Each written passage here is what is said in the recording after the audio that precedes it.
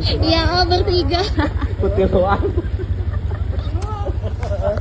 Iya, soalnya tadi habis ada yang dibegal, jadi ya Bandung lagi rawan begal guys, karena berhubung lagi nobar juga ya.